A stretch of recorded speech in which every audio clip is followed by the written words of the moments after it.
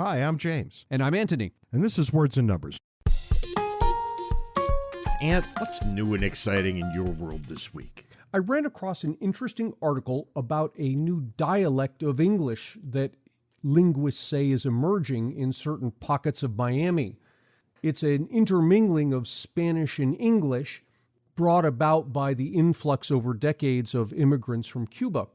What interested me about this is how it underlines that language is probably one of, if not the most important thing we do as a society, and we leave it entirely in the hands of spontaneous order.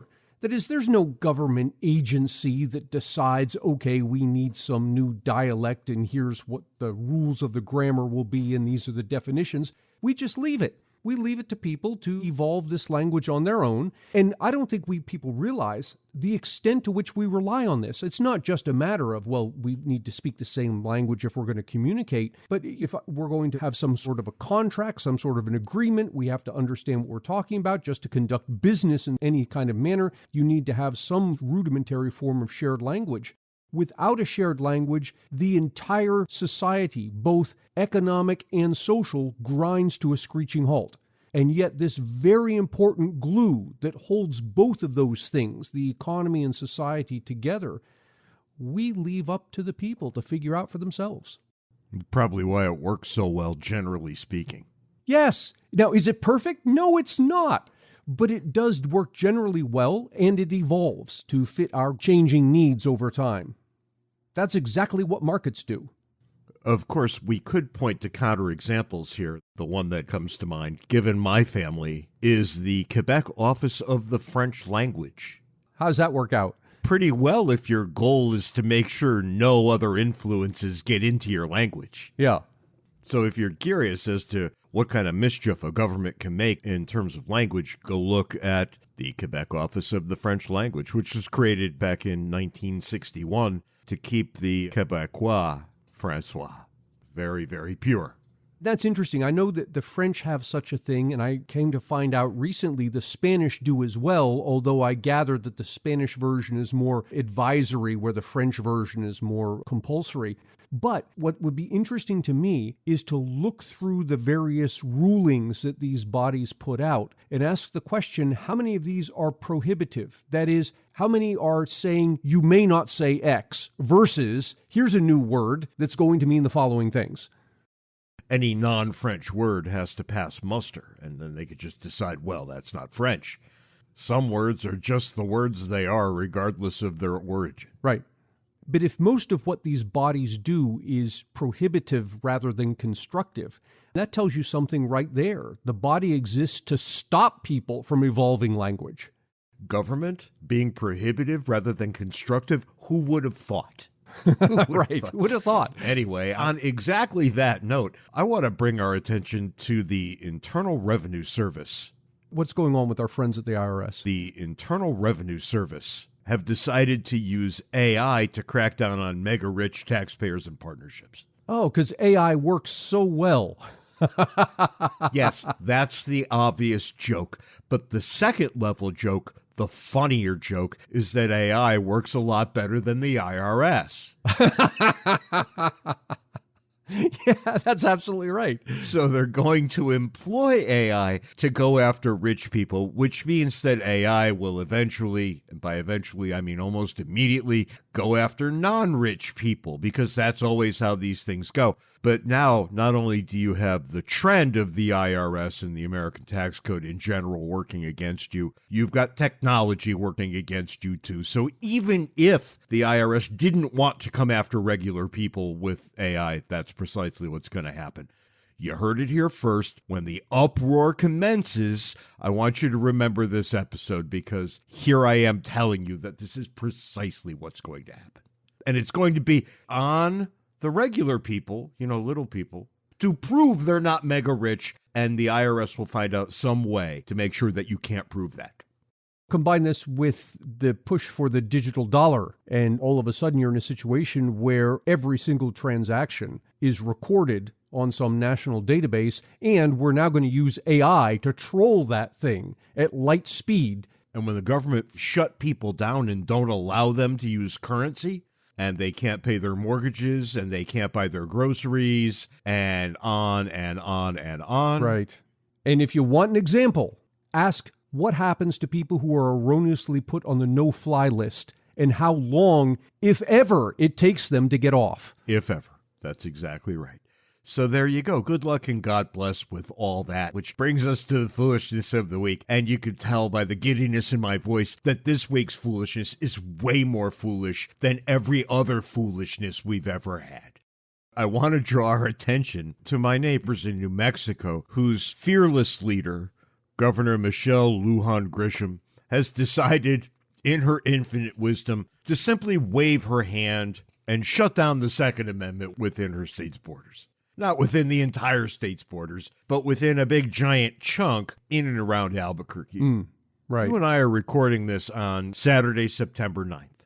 She will act on a Friday afternoon, thinking that the news cycle will be over until Monday, and by then, people might have all forgotten. But they will always act on Fridays, due to public health concerns. There's health and there's not health. What's public health? Public health is when politicians get involved in health, and when politicians get involved in health, it's not health.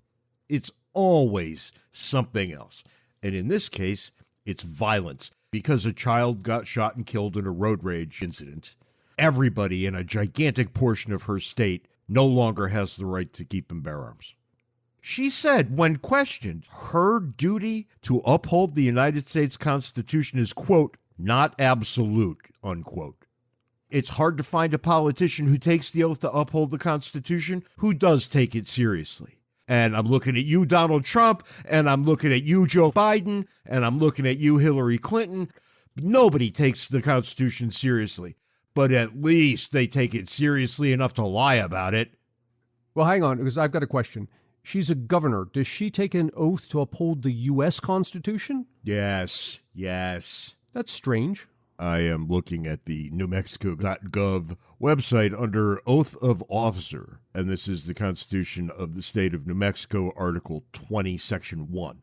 Oath of Officer reads, every person elected or appointed to any office shall, before entering upon his duties, take and subscribe to an oath or affirmation that he will support the Constitution of the United States and the Constitution and laws of this state, and that he will faithfully and impartially discharge the duties of his office to the best of his ability. But it's not absolute, according to the governor of New Mexico. Right. And here's the thing. The people of the state of New Mexico should be outraged by this. Whether they are a Republican or a Democrat or some other thing, they should all be outraged, because it's not up to a single person to decide when the Constitution applies and when it doesn't. It's up to a single person, the governor, the chief executive officer, to execute the law. And when she doesn't, she should be immediately removed from office.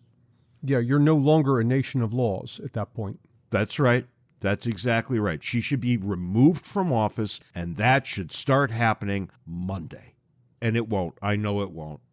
All the people who I hear today saying she should be removed from office are, by and large, the same people who, when Donald Trump was impeached, screamed high from the mountains that he shouldn't be removed from office. Well, which is it? Does Constitution only matter when people from the other party are in power? Because that's no good either. It has to matter all the time, or it matters none of the time. The fact is, there's an emotional argument to be made here. I'm not saying it trumps the legal argument, but there's an emotional argument that all these people are dying and we have to do something. And of course, that's the argument she's putting forth. Well, I went and looked at the numbers, because one of the things that she said is there have been 1,323 gun deaths. But if you read the fine print, that wasn't per year. That's from 2014 to 2022. Now, the number's still relatively high given the rest of the country, but nonetheless, it's that, but then it goes further, because that number appears to include suicides. But suicides in New Mexico constitute more than half of gun deaths. As they do almost everywhere. Right. I think nationwide is like 2/3, isn't it? 2/3 of gun deaths are suicides. Yeah, it's about right. But if you look at actual homicides, so someone's using a gun to kill someone else, the numbers in Mexico are high, but they aren't nearly as high as many other things. I'll give you some background. Number of New Mexicans who die of heart disease, this is per 100,000 population, 152. Cancer, 129. Accidents, 86. Smoking, 41. Drinking I mean diseases of the liver, 33. And then comes in the gun homicides at 32, followed closely by diabetes at 30. So my point here is, look, if you want to hit the emotional argument instead of the legal argument, say, look, people are dying, we need to do something. Okay, but New Mexicans are dying of other things at far, far greater rates than they're dying of gun homicides. What's the benefit here of attacking gun homicides?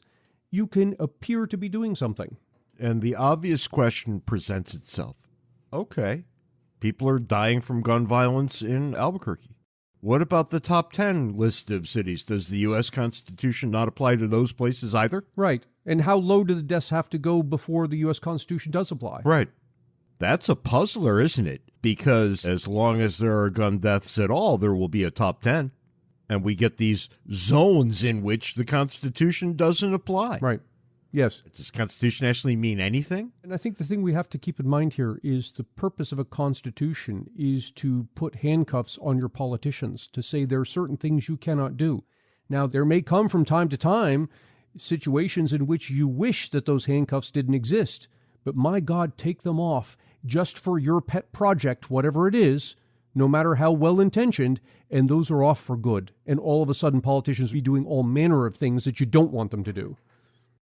For one-stop shopping for all things James and Ant, visit our website, wordsandnumbers.org.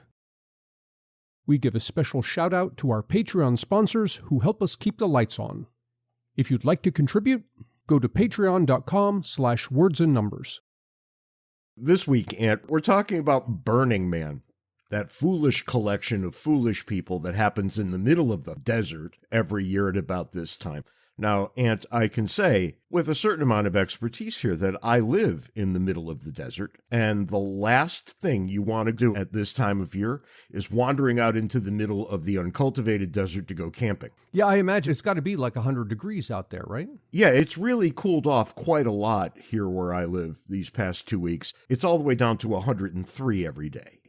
87,000 people this year. What do you do about, well, let's say just water? You go to water, but I would have gone directly to solid human waste. What do you do about solid human waste? Yeah, there's that also. Because come to find out, they had an answer to that question. They got lots and lots of porta potties and this sort of thing. And you would think that you could think that one through and arrive at the correct answer. Right up until the rains came and the maintenance men couldn't get out to deal with the porta potties. Oh, yeah, that's right. Guess what? None of those are working or were working anymore at the end of the festival. Yeah.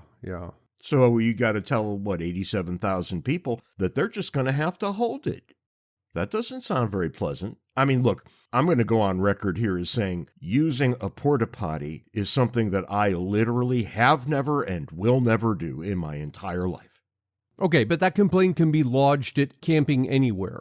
2,000 years of Western civilization gives us indoor plumbing, air conditioning, TV, and refrigeration. We're going to talk about all of that in the context of the 10 principles of Burning Man. Again, for 87,000 people, I mean, what? Are they relying on everybody to bring their own stuff? Do they have supplies there? Is anybody selling anything? One of the 10 principles is radical self-reliance. So if you want water, you're going to have to be bringing in some water. Radical self-reliance. Burning Man encourages the individual to discover, exercise, and rely on their inner resources. I don't know. I mean, does relying on your inner resources include stealing from your neighbor? Or is there a principle about that? When things get tough, it could. There are 10 principles of Burning Man, and one of them is curiously not egalitarianism. So what you find at Burning Man is that some people come in with their Ford Pintos filled up with gallon jugs of water. Other extraordinarily rich people come in with million-dollar tents filled with personal chefs and all kinds of supplies and showers that they bring with them. So let's just say that there is a fair bit of inequality evident at Burning Man, even though we have to conclude that the vast majority of people at Burning Man can afford to take a bunch of days off from work to go to Burning Man. You're going to have an upper middle class to upper class bias at an event like this no matter what. I'm still stuck on this self-reliance thing. To say radical self-reliance to me says we're going to eschew cooperation, charity. If that's the case, why are you bothering to get together? Just each of you go out individually somewhere in the desert. Well, okay, let me stop you right there. Because principle number 1 on the list is gifting. Allow me to read this one to you. Burning Man is devoted to acts of gift giving. The value of a gift is unconditional. Gifting does not contemplate a return or an exchange for something of equal value. How does that square with radical self-reliance, I'd like to know? Well, because you're radically self-reliant, but you show up wanting to give people things and you don't expect things in return. But of course, if the expectation is gifting, of course you expect things in return. Yeah, but if I'm supposed to be radically self-reliant, do I have an obligation to refuse the gift? Oh, I don't know about that. I think that people are radically self-reliant until they're not, and then they take gifts to make up for the gaps in their thinking. All right, so we've got gift giving. Yeah. I guess exchange is right off the list, right? Well, careful, because the second principle is decommodification. Oh, for God's sake, this is getting better. Yeah, wait, there's more. Decommodification. What do they mean by that? In order to preserve the spirit of gifting, our community seeks to create social environments that are unmediated by commercial sponsorships, transactions, or advertising. We stand ready to protect our culture from such exploitation. We resist the substitution of consumption for participatory experience. Wow. I'm not sure I want to go anymore. These people are crazy. Yes. What you find is that the people at Burning Man, they're really hippies with a rule book. Well, yeah, except that you couldn't get through 2 of their rules without discovering that they're mutually contradictory. And I'm not even sure what to do with this decommodification business. I mean, I'm not allowed to have a sponsor, but I am allowed to rely on gifts. Well, but wait, there are a couple of more items on the list which perhaps will deconfuse your fragile brain. Oh, please, go. Communal effort. Our community values creative cooperation and collaboration. We strive to... How does that square with self-reliance? Hush now, I'm not done. We strive to produce, promote, and protect social networks, public spaces, works of art, and methods of communication that support such interaction. So, self-reliance except for interaction. And interaction is good except when it involves money, supposedly? Or at least money from the outside? I think we can say commerce in all of its forms. And then we have civic responsibility. Oh. We value civil society. Wait. Didn't they just say something about they don't want society intruding on their culture? They value civil society. I think maybe nobody's told them that the foundational building block of civil society is exchange. Yeah. That's literally the first thing that happens that yields civil society. But nonetheless, let's continue. Community members who organize events should assume responsibility for public welfare and endeavor to communicate civic responsibilities to participants. They must also assume responsibility for conducting events in accordance with local, state, and federal laws. This is astounding. Mm-hmm. So there you go. There's a smattering, an overview, if you will, of the principles of Burning Man. It's as if they got 10 people from 10 completely different philosophical backgrounds, an anarchist, a statist, a socialist, a capitalist, and had each one of them write one of the principles. And they just put them all together. This is ridiculous. You know, when I read them, I was overcome with the idea that this is not that much different from Biosphere, when a bunch of hippie PhDs tried to live together according to hippie principles and failed miserably. By the time they were done after a year or so, they had all lost so much weight that they were unhealthy. Why? Because they couldn't find a way to grow food cooperatively. Yeah. How do you think Burning Man would do if it was more than 3 days? Because the burners don't ever seem to realize that the thing that makes their whole thing possible, and they're pointing at this as an alternative way for the rest of us to see our life here on Earth, that we should really live according to these principles. But they can live according to these principles only because they don't the other 363 days of the year, right? They get to load their cars and SUVs and campers with all that they accumulated in their regular life, and then they get to go and share that. It's not like they could do this all the time, right? The loading of the camper is the important part. It's the same criticism I lodge repeatedly against the socialists, that if you dive into what they're saying, in the back of their minds, they've got capital infrastructure just falling out of the sky. And once it's there, okay, now we can have a socialist nirvana. That's right. So too here. Well, once you've produced all this stuff, we can come in and we can exchange and pretend that we don't have to work. Yeah, except that that's the very moment that stuff stops getting produced. Yes. You talk a lot about Venezuela. Everything looked fine with socialist Venezuela until people stopped producing. Right. Well, and they stopped producing in Venezuela. It really means they stopped producing oil. They stopped producing oil because they stopped maintaining everything that it took to produce oil. They had that realization that you just spoke of, that, oh, look, capital falls from the sky. We've got oil fields and oil wells and oil derricks and oil trucks, and let's just keep taking oil out of the earth and live in a socialist heaven. Yeah, sure. But nothing got maintained, and then after a while, they couldn't get oil out of the ground anymore. And now we're left with the ridiculous set of circumstances that we have Venezuela, the country on earth with the largest oil reserve. They have more oil under the ground in Venezuela than in any other country, and they can't get it above the ground. That should be the richest country on the face of the earth, and it's the poorest. Why? Human nature. I want to go back to this business about cooperation and commerce. You hear this repeatedly from people who have this nirvana view of human nature, that cooperation is somehow antithetical to commerce. We're not going to buy and sell things. We're going to cooperate instead.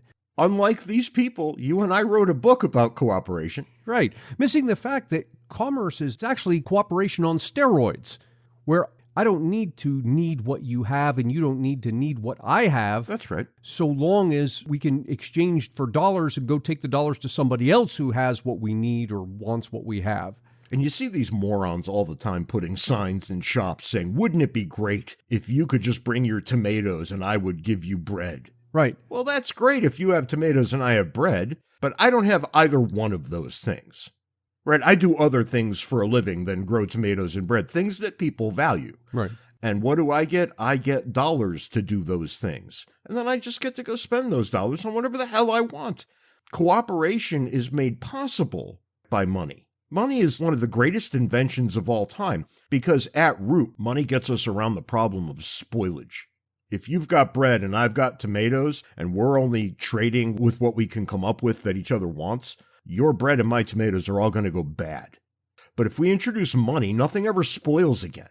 Right. The money will sit in your drawer as long as you like. We lose our minds in this country about 3 to 4% food spoilage at the grocery store. They throw away the food. Well, yeah, to the tune of 3 or 4%. Imagine if we didn't have money, it would be 90 to 98%. It solves that problem. It also solves this double incidence of wants problem that I don't think people appreciate. I was just lecturing to my students this morning on statistics, and I'm thinking they're paying me to teach them statistics. And with the money, I can go and buy gas for my car and pay the mortgage and all of this. Without money, I would have to hope that the guy who's selling gas is interested in a statistics lecture and go exchange that.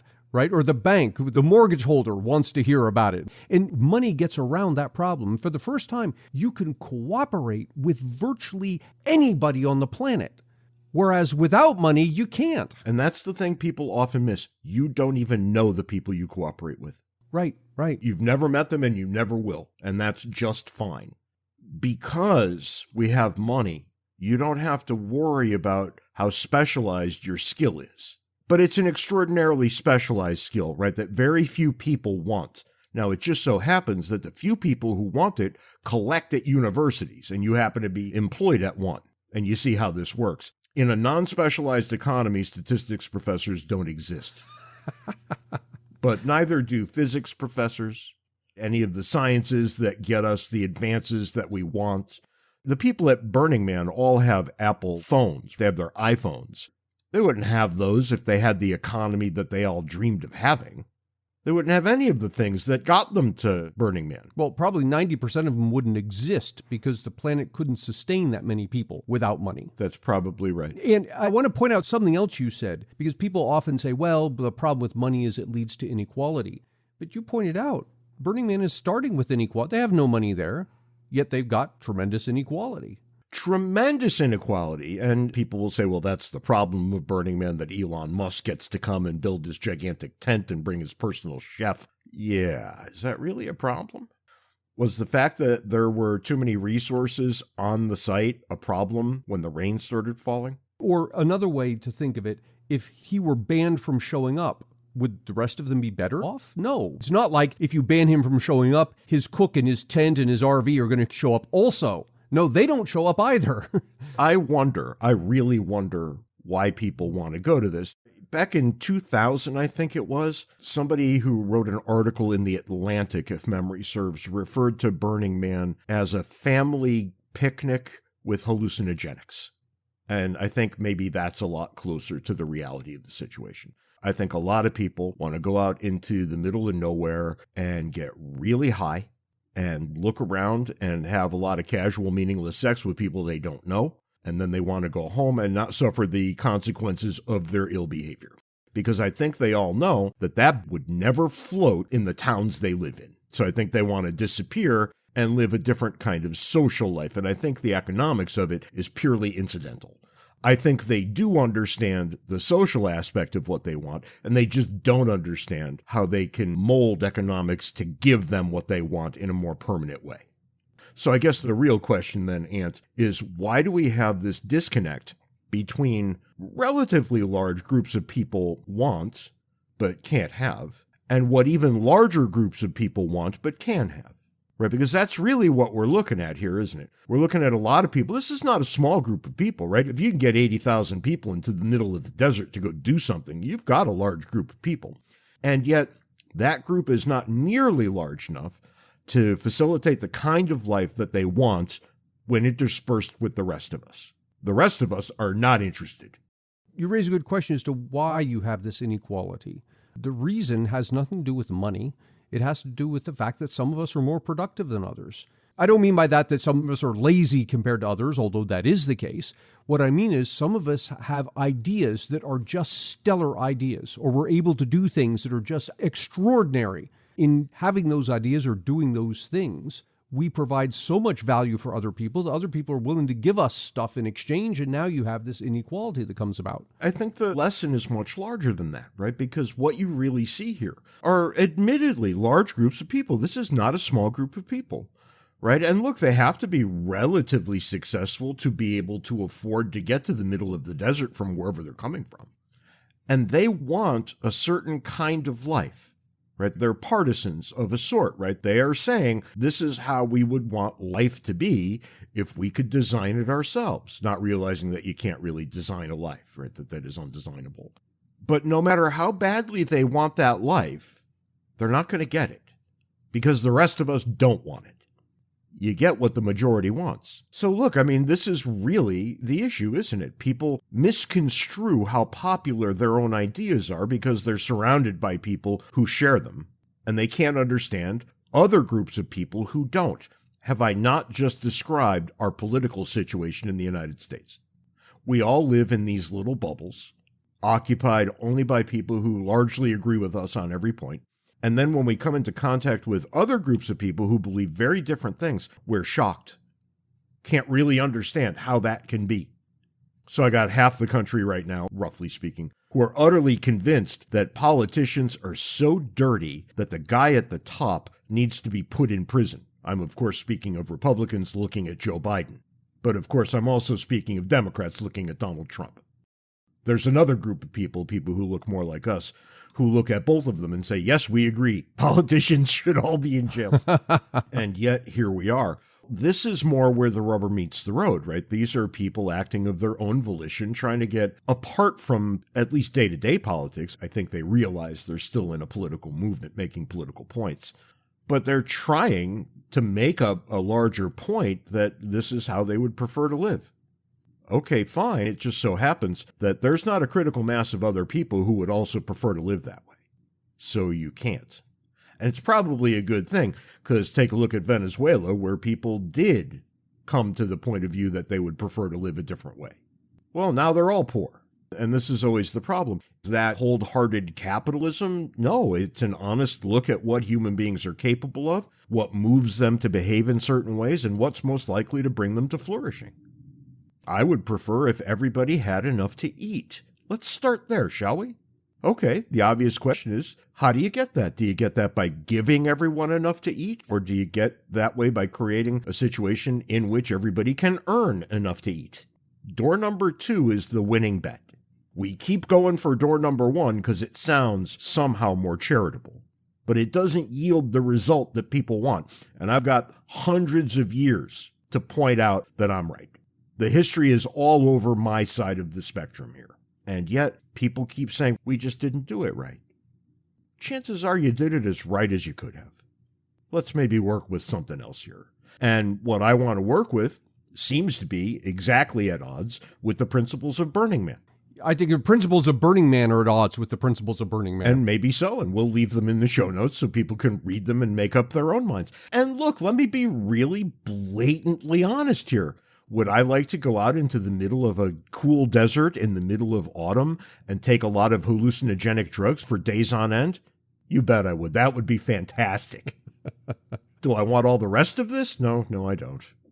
And that's about where I land on this. So, as with most things, they started with a beautiful idea and polluted it with a bunch of stupidity. Welcome to the human race. And that's all the time we've got this week on Words and Numbers. Until next time, be sure to follow us on Twitter. Handles are in the show notes. Join Words and Numbers Backstage, the Facebook group where the conversation continues, and send us email, wordsandnumberspodcast@gmail.com. Until next week, try to be nice to one person who doesn't deserve it. Just one. And who knows, it may turn into a trend. Give it a shot. You might feel good about yourself. You could say you tried. You tried, that's right. Till next week, can't take it easy. See you next week, James.